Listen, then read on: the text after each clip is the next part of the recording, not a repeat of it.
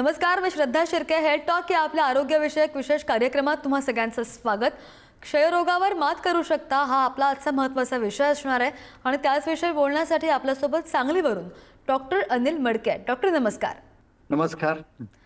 Doctor Anil मडके हे छातीरोग विशेष तज्ज्ञ, ब्रॉन्कोस्कॉपिस्ट आणि ॲलर्जी स्पेशलिस्ट आहेत आणि त्यांचा मी थोडक्यात परिचय करून देते. त्यानंतर आपण त्यांच्याशी बोलणार सुद्धा आहोत, त्यांना प्रश्न विचारणार आहोत, ते आपल्याला मार्गदर्शन करतील. डॉक्टर अनिल मडके हे सांगली येथील प्रख्यात छातीरोग विशेष तज्ज्ञ, ब्रॉन्कोस्कॉपिस्ट आणि ॲलर्जी स्पेशलिस्ट आहेत. ते 1992 पासून वैद्यक सेवेमध्ये कार्यरत आहेत. डॉक्टरांचं छातीच्या विविध विकारांचं निदान आणि उपचार करण्यासाठी आवश्यक अशा व्हिडिओज, ब्रॉन्कोस्कॉपी, पल्मोनरी फंक्शन टेस्ट आणि आधुनिक वैद्यकीय सुविधांसह एक्स-रे, ECG, लॅबॉरेटरीज अशा सुविधांनी युक्त सांगलीमध्ये त्यांचं 1996 पासून सुसज्ज असं हॉस्पिटलसुद्धा आहे. विविध नियतकालिकांमधून आरोग्यविषयक 3000हून अधिक लेख त्यांचे आत्तापर्यंत प्रसिद्ध झालेले आहेत आणि डॉक्टरांनी सर्वांसाठी स्वास्थ्य आणि आरोग्य शिक्षण हा उपक्रम राबवण्यासाठी जनस्वास्थ्य संघटनेची 1993 मध्ये स्थापना केली आणि ते सातत्यानं उत्कृष्ट कार्य करतायत. जनस्वास्थ्य आनंद यात्रा, हृदयविकार, उच्च रक्तदाब, मानसिक ताणतणाव, चिंतामुक्त जीवन, व्यसनमुक्ती असू देत किंवा एड्स अशा विविध विषयांवर हजारांहून अधिक व्याख्यानं त्यांनी आत्तापर्यंत दिलेली आहेत. इतकंच नाही आहे तर डॉक्टर जिल्हा क्षयरोग निवारण समितीचे सचिव सुद्धा आहेत. डॉक्टरांना आतापर्यंत अनेक पुरस्कारांनी गौरवण्यात आलेलं आहे. क्षयरोगासंदर्भात त्यांच्याकडून मार्गदर्शन घेणार आहोत, सल्ला घेणार आहोत. डॉक्टर, वेळ न घालवता प्रश्नांना सुरुवात करते. सगळ्यात पहिला आणि महत्त्वाचा प्रश्न माझा हाच असेल, क्षयरोग म्हणजे नेमकं काय आणि तो नेमकं कशामुळे होतो? नमस्कार सर्व प्रेक्षकांना, श्रोत्यांना आणि धन्यवाद विस्तृत ओळख करून दिल्याबद्दल. 24 मार्च हा जागतिक क्षयरोग दिन म्हणून साजरा केला जातो. त्यानिमित्त आपण क्षयरोगाबद्दल बोलतोय. क्षयरोग हा एक संसर्गजन्य आजार आहे, म्हणजे जो एका व्यक्तीपासून दुसरीकडे पसरू शकतो. याला ट्युबरक्युलोसिस किंवा सर्वसामान्य भाषेत TB असं म्हटलं जातं. हा आजार मायकोबॅक्टेरियम ट्युबरक्युलोसिस नावाच्या जीवाणूमुळे होतो आणि मुख्यत्वे करून तो फुफ्फुसांना होतो. याला क्षयरोग म्हणतात. अच्छा, पण डॉक्टर, आता डॉक्टर आपल्याला हेच समजवतात की क्षयरोग नेमका म्हणजे काय आणि तो कशामुळे होतो. डॉक्टर, पण क्षयरोगाचे नेमके प्रकार आहेत का? म्हणजे माहीत नाही आहे प्रेक्षकांना बऱ्याच. आताच मी सांगितलं की हा क्षयरोग जो आहे तो जीवाणूमुळे होतो आणि तो फुफ्फुसांना होतो, म्हणजे श्वसन संस्थेला होतो. पण यामध्ये हा आजार हवेतून पसरत असल्यामुळे 90% लोकांना हा फुफ्फुसाचा संसर्ग असतो, म्हणजे फुफ्फुसाचा क्षयरोग हा पहिला प्रकार. पण आपल्या शरीरामध्ये केस, नख आणि दात वगळता शरीराच्या कुठल्याही अवयवाला क्षयरोग ग्रासू शकतो. त्यामुळे 2 प्रकार आहेत. पहिला प्रकार म्हणजे फुफ्फुसाचा क्षयरोग आणि दुसरा प्रकार म्हणजे फुफ्फुसा व्यतिरिक्त कुठल्याही अवयवाला होणारा क्षयरोग, म्हणजे सांध्याला होतो, त्वचेला होतो, हाडांना होतो, आतड्याला होतो, पोटाला होतो, कुठल्याही अवयवाला हा आजार होतो. म्हणजे 2 प्रकार झाले, फुफ्फुसाचा आणि फुफ्फुसा व्यतिरिक्त इतर अवयवांचा क्षयरोग. अच्छा, तर डॉक्टर क्षयरोगासंदर्भात विस्तृत माहिती आपल्यापर्यंत पोहोचवतायत. तुम्हाला सुद्धा विनंती की आपला स्क्रीनवर जो नंबर दिसतोय त्यावर तुम्ही डॉक्टरांना संपर्क करू शकता. तुम्हाला जर या संदर्भात काहीही विचारायचं असेल तर स्क्रीनवरचा नंबर घेऊन सरांची तुम्ही अपॉइंटमेंट सुद्धा घेऊ शकता आणि त्यांना संपर्क करून तुमच्या समस्या सुद्धा सोडवू शकतायत. तर डॉक्टरांकडे पुन्हा एकदा जाते मी प्रश्न घेऊन. डॉक्टर, पण हा क्षयरोग नेमका कुणाला होतो किंवा काही स्पेसिफिक एज रेशिओ असतो का, की लहान मुलांना किंवा वयोवृद्धांना होतो? नेमका कुणाला होतो क्षयरोग? येस, अगदी चांगला प्रश्न आहे. खरं तर क्षयरोग हा कुणालाही होतो आणि क्षयरोगाकडे कुठलाही भेदभाव नाहीये. म्हणजे स्त्री, पुरुष, लहान मोठा, गरीब श्रीमंत असा कुठलाही भेदभाव आता राहिलेला नाहीये. हा आजार कुणालाही होतो, पण लक्षात ठेवण्यासारखी एक गोष्ट की हा आजार जंतूमुळे होत असल्यामुळं जेव्हा हा जंतू आपल्या शरीरामध्ये पोहोचतो आणि त्याला वाढ होण्यास चांगली एक वातावरणाची जागा अशी मिळते, म्हणजे वातावरण चांगलं असतं. हे वातावरण चांगलं असणं म्हणजे काय, म्हणजे एखादं बी आपण जमिनीत टाकतो आणि बी रुजायला मदत जमिनीत होते तेव्हा ते पीक येतं.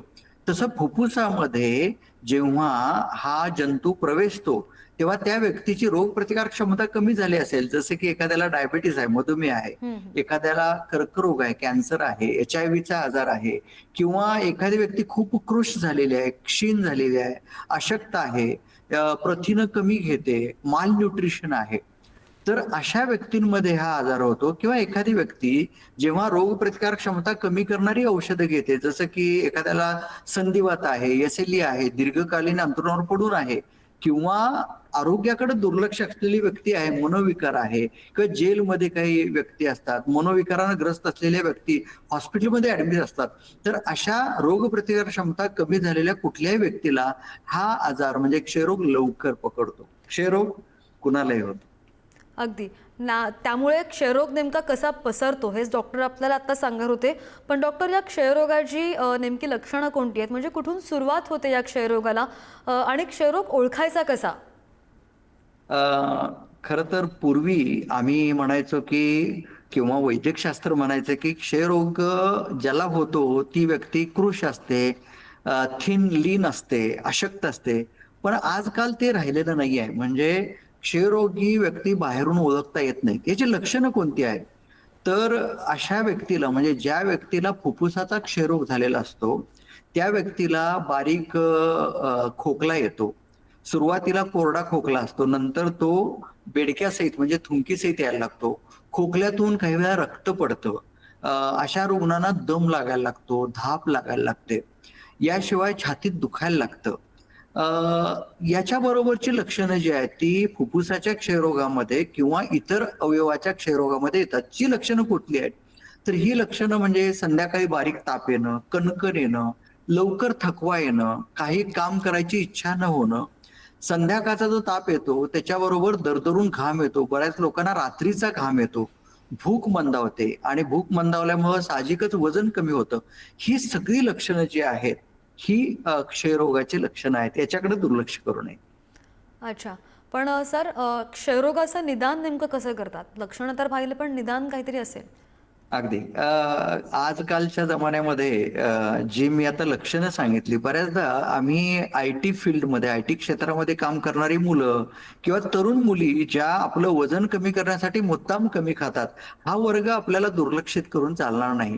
आणि अशा व्यक्तींना म्हणजे ज्या व्यक्ती एसीमध्ये काम करतात, म्हणजे सगळी कवाटं सगळी बंद आहेत, ऑफिस बंद आहे आणि तीच हवा रिसर्क्युलेट होते आणि अशा ऑफिसमध्ये किंवा अगदी बसमधून प्रवास करतो आपण, एसी बसमधून प्रवास करतो रात्रभर 10-10 तास, 12-12 तास आणि अशा ठिकाणी कुणी खोकत असेल, शिंकत असेल आणि अशा ठिकाणी एखाद्या व्यक्तीला क्षयरोग झाला असेल, तर तो आजार पसरू शकतो.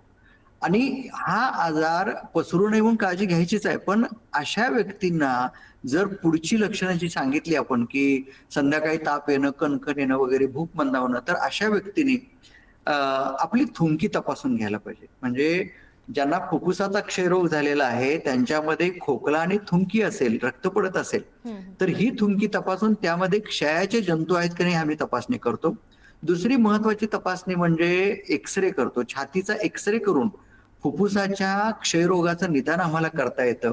बऱ्याच व्यक्तींमध्ये खोकला येतो, पण थुंकीतून रक्त पडत नाही किंवा बेडकाच पडत नाही. कोरडा खोकला असतो, त्यांची थुंकी तपासता येत नाही. अशा व्यक्तींमध्ये आम्ही फायबर ऑप्टिक ब्रॉन्कोस्कोपी नावाची एंडोस्कोपी करतो आणि फुफ्फुसामधला स्त्राव आम्ही तपासायला घेतो. आजकाल या थुंकीच्या किंवा ब्रॉन्को अल्व्हेओलर लवाज ज्याला म्हणतो आम्ही, ब्रॉन्कियल वॉश म्हणतो, याच्या वेगवेगळ्या तपासण्या आपल्याला करता येतात, ज्यामध्ये क्षयाचा जंतू आहे की नाही बघायला सीबी नॅट नावाची चाचणी केली जाते. म्हणजे स्मिअर टेस्ट ही महत्वाची टेस्ट, ज्याला आम्ही ए बी पॉझिटिव्ह किंवा निगेटिव्ह म्हणतो. ज्या रुग्णाच्या थुंकीमध्ये जंतू असतात क्षयाचे त्याला ए बी पॉझिटिव्ह किंवा स्पुटम पॉझिटिव्ह केस म्हणतो. या रुग्णापासून इतरांना धोका असतो. ब्रॉन्क्युलर लवाज याच्यामधून आम्ही सीबी नॅट किंवा ट्रू नॅट किंवा लाईन प्रोब ऍसे नावाच्या चाचण्या करतो, जेणेकरून हे जंतू कुठल्या औषधाला दाद देतात याची तपासणी आजकाल होते. म्हणजे क्षयाचा प्रसार होऊ नये म्हणून शासन किंवा आपण सार्वजनिक पातळीवर जी काळजी घ्यायची आहे त्याचा भाग म्हणून आणि त्या रुग्णाचा आजार बरा व्हावा यासाठी या तपासण्या करायला लागतात. काही लोकांमध्ये आम्ही सिटी स्कॅन करतो.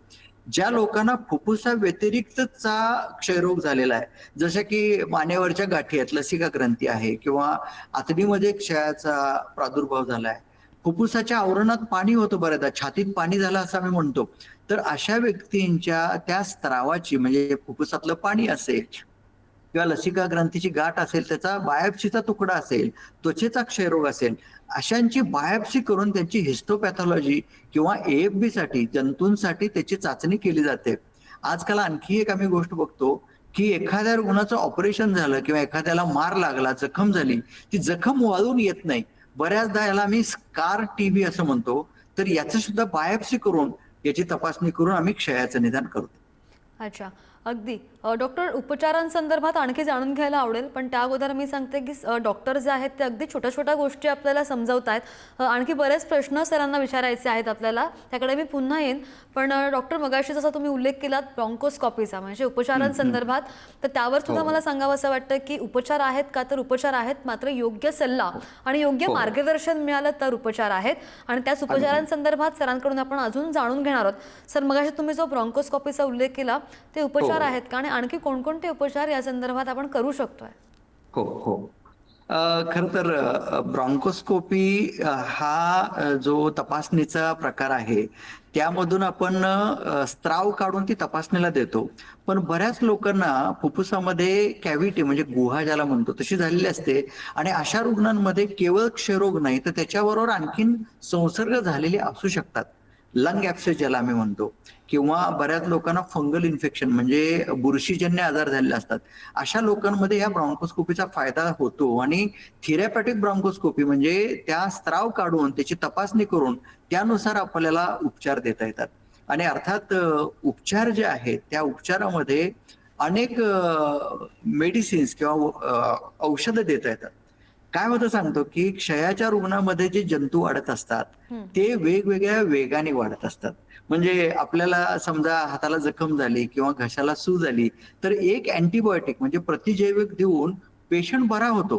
पण क्षयामध्ये असं असतं की ह्या जंतूंच्या पिढ्या असतात.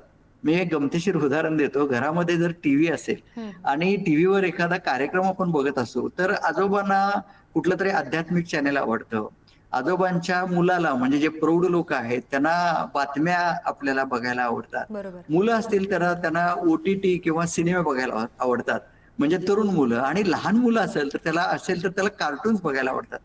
जशी ही वेगवेगळ्या लोकांची चव आहे, तशा टीबीच्या जंतूमध्ये पिढ्या असतात, आणि या पिढ्या एका औषधाने बऱ्या होत नाहीत.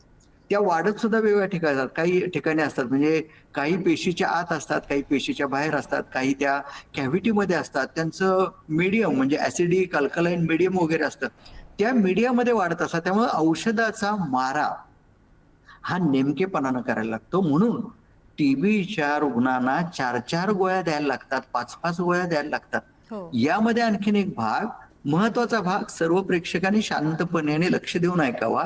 ज्यांच्या घरी क्षयाचा रुग्ण आहे किंवा ज्यांना क्षयाची बाधा पूर्वी झाली होती, जर क्षयाचा जंतू हा निर्ढावलेला असेल, ज्याला आम्ही रेजिस्टंट टीबी म्हणतो, तर त्या जंतूला निर्ढावलेल्या म्हणजे औषधाला निर्ढावलेल्या जंतूंना मारण्यासाठी वेगळी औषध प्रणाली वापरायला लागते. आणि महत्वाचा गंभीर भाग असा की एखाद्या रुग्णाला जर असा रेजिस्टंट टीबी झाला असेल, तो जेव्हा दुसऱ्या व्यक्तीला पसरतो तो सुद्धा रेजिस्टंट टीबी असू शकतो. म्हणून उपचार नियमितपणे घेणं हे फार महत्वाचं आहे. उपचार आहेत, वेळेवर घ्यायला पाहिजेत आणि नियमितपणे घ्यायला पाहिजे. अगदी नाही, बरोबर आहे सर. पण काही रुग्णांमध्ये ना संभ्रम असतो किंवा एक भीती असते की क्षयरोग बरा होतो का. तर माझा प्रश्न हाच आहे की क्षयरोग पूर्णपणे बरा होऊ शकतोय का, बरा होतो का? कारण की तुम्हाला बऱ्याच वर्षांचा दांडगा अनुभव आहे आणि सगळ्या प्रॅक्टिकल गोष्टी तुम्ही आमच्या प्रेक्षकांना सांगताय. अगदी अगदी. क्षयरोग बरा होतो. म्हणजे 1992 पासून आपल्याला शॉस हॉस्पिटलचा 96 पासून ऐकला असेल, पण मी प्रॅक्टिस करतो 1992 पासून. म्हणजे आता मे मध्ये 33 वर्षे माझ्या प्रॅक्टिसला होतील. 33 वर्षांचा अनुभव, आणि आम्ही अत्याधुनिक तंत्र प्रणाली जी आहे, निदान प्रणाली वापरतो. आम्ही आता आमच्या शॉस हॉस्पिटलमध्ये फायबर ऑप्टिक ब्रॉन्कोस्कोपी मी डे 1 पासून म्हणजे प्रॅक्टिस सुरू केल्यापासून ब्रॉन्कोस्कोपी करतो. आमच्याकडे सर्व प्रकारच्या पल्मोनरी फंक्शन टेस्ट आहेत. DLCO सुद्धा आम्ही शॉस हॉस्पिटलमध्ये करतो. आमच्याकडे ICU आहे, अत्याधुनिक सगळ्या यंत्रणा आहेत. हे सगळं सांगायचं कारण असं की 33 वर्षाचा प्रदीर्घ अनुभव आणि अत्याधुनिक तंत्र प्रणाली याचा एक सुरेख असा मेळ आम्ही घातलेला आहे. आणि आता माझ्याबरोबर माझे चिरंजीव डॉक्टर आशिष मडके सुद्धा आता जॉईन झालेले आहेत. तर आमची मोठी टीम आहे आणि ते सुद्धा पल्मोनॉलॉजिस्ट आहेत. तर आम्ही काय करतो, की यामध्ये ह्या रुग्णांचं जे निदान आहे ते व्यवस्थित करतो. मुळात काय होतं आपल्याकडं, की अंगावर काढणं म्हणजे तक्रार अंगावर काढणं. खोकला 3 आठवड्यापेक्षा जास्त असेल, तर क्षयाची चाचणी करायला पाहिजे. बरेच लोक काय करतात, हल्ली आणखीन एक फॅड आलेला आहे, की कुठलातरी काढा घ्यायचा, WhatsAppवरून काहीतरी वाचून काढा तयार करायचा. प्रेक्षक हो, मी कळकळीने सांगतोय धोक्याचं आहे, कारण त्यामुळे आपल्या मूत्रपिंडावर परिणाम होतो, शरीरावर परिणाम होतो, विचित्र काहीतरी घडतं. असं काही करू नका. तज्ञ डॉक्टरांना भेटा, म्हणजे सांगायला हरकत नाही आमच्यासारख्या, आणि तुम्ही ट्रीटमेंट बरोबर घ्या. वेळेत ट्रीटमेंट घेतली, वेळेत निदान केलं आणि नियमितपणे औषधं घेणं हा कळीचा मुद्दा आहे. हे घेतलं तर क्षयरोग बरा होतो, हे मी तुम्हाला ठामपणे सांगू शकतो. अगदी नाही, बरोबर आहे. वेळेवर उपचार घेणं अत्यंत गरजेचं आहे. पण डॉक्टर, औषधाला दाद न देणाऱ्या क्षयरोगावर उपचार आहेत का? हां, हां. हा एक महत्वाचा भाग आहे. आपल्याकडे काय अनास्था आहे आणि अज्ञान आहे. म्हणजे अगदी ज्यांना आपण हुशार लोक म्हणतो, सुशिक्षित म्हणतो, शहाणे म्हणतो, हे लोक सुद्धा टाळाटाळ करतात औषध घ्यायला. एक तर क्षयाचं निदान झालं, टीबी झाला की बरेच लोक निराश होतात. म्हणजे निराशेच्या गर्तेत जातात. तसं करू हो, नका. नैराश्य होतं. आजकाल औषधं खूप चांगली उपलब्ध आहेत. औषधाने टीबी बरा होतो. गरज आहे ती नियमित औषधोपचार घेण्याची. डॉक्टरने दिलेली औषधं नियमित घ्यायची. एकदा जेवण चुकलं तरी चालेल, पण गोळ्या चुकवायच्या नाहीत. साईड इफेक्ट काही औषधांना असतात, तर घाबरू नका. औषधं स्वतःहून बंद करू नका. डॉक्टरांना गाठा. औषधं बदलून देतात, डोस कमी जास्त करतात. काय होतं, की रुग्ण स्वतःहून ट्रीटमेंट आपल्या हातात घेतात. कारण काहीतरी काढतात. सण आहे, कुणी कुठल्या तरी उत्सवाला गेलो, नंतर आर्थिक अडचण कोणाला असते. वेगवेगळ्या कारणाने औषधं बंद केल्यामुळं हे क्षयाचे जंतू निर्ढावतात आणि औषधाला दाद न देणारा क्षयरोग तयार होतो. त्यामुळं हे रुग्णांच्या हातात आहे, की आपल्याला आजार बरा करायचा आहे. डॉक्टरांचं काम 50%, रुग्णांचं काम 50%. टाळी एका हाताने वाजत नाही. नाही, बरोबर आहे डॉक्टर. पण काही अंशी जर पाहिलं तर तुम्ही जसं म्हणालात की फेस्टिवल असतं त्याच्यामुळे आपण नजरअंदाज करून टाकतो किंवा इग्नोर करतो, दुर्लक्ष करतो. हो, मात्र हो, जर आता हो. खोकला जाणवतोय मला 3 आठवड्यांपेक्षा सुद्धा जास्त आहे, तरी सुद्धा काही जण काय करतात, गुगलवर जातात किंवा स्वतःच्या मर्जीची प्रिस्क्रिप्शनने औषधं घेतात. हो, मग हो, हे या हो. रुग्णांसाठी किती गंभीर असू शकतं?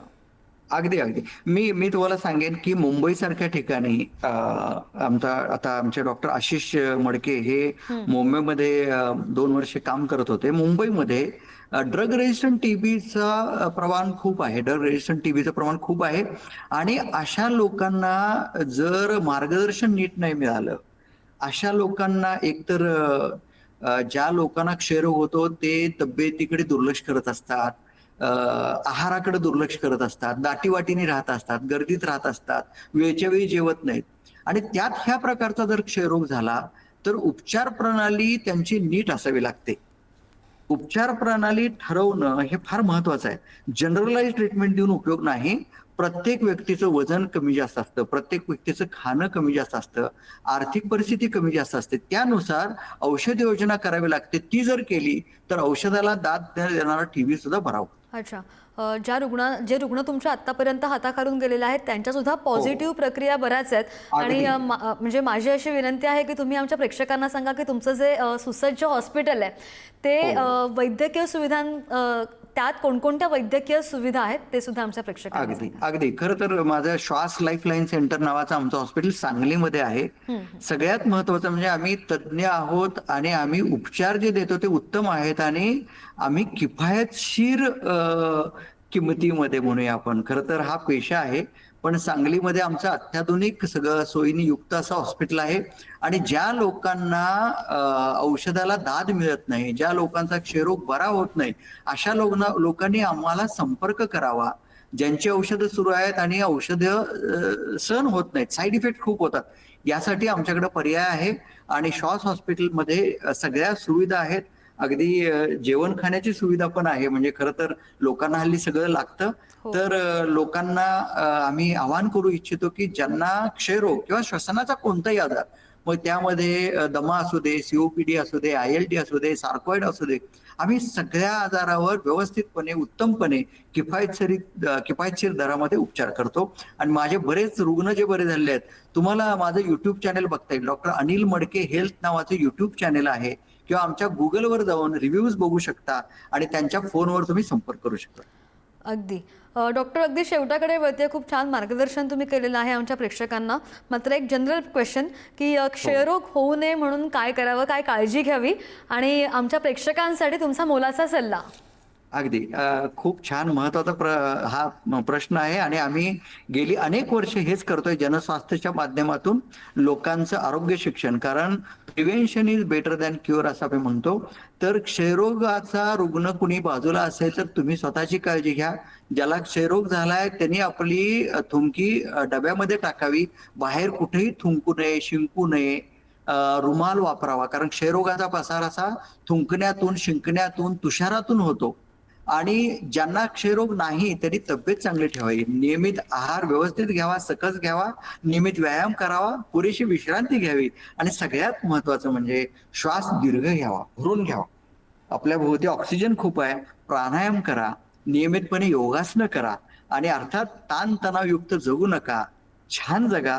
माणसानं माणसाशी माणसाप्रमाणे वागावं हा नियम पाळून हे जग माझ्या एकट्यासाठी नाही, सर्वांसाठी आहे. केवळ माणसंच नव्हे तर सर्व सजीव महत्वाचे आहेत. हा आध्यात्मिक दृष्टिकोन लक्षात ठेवा.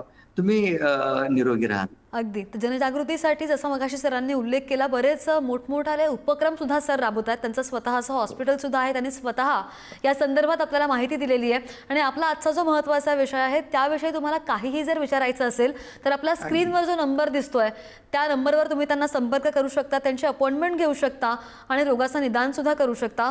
सर सांगलीवरून आपल्याशी जोडले गेलेले होते. सर, तुमचं खूप खूप आभार आणि खूप खूप तुम्हाला धन्यवाद. तुम्ही आमच्या प्रेक्षकांना खूप छान मार्गदर्शन केलं, त्यासाठी तुमचे आभार. धन्यवाद आणि प्रेक्षकांचेही आभार. थँक्यू. अगदी. आणि हेल्थ टॉक या आपल्या आरोग्यविषयक कार्यक्रमात वेळ झाली इथेच थांबायची. पाहत रहा पुढारी न्यूज.